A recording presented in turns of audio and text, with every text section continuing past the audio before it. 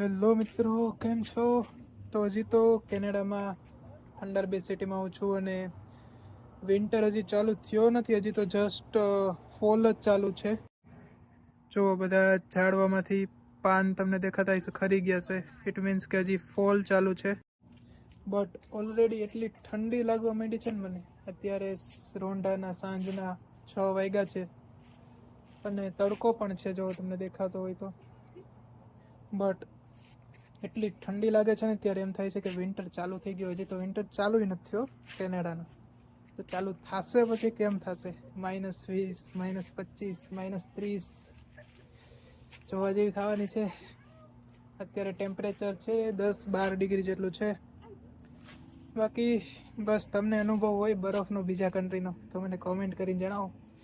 બાકી બરફ પડવાનો ચાલુ થશે હમણાં 1-1.5 મહિના રહીને, ત્યારે વિડીયો આવતા રહેશે.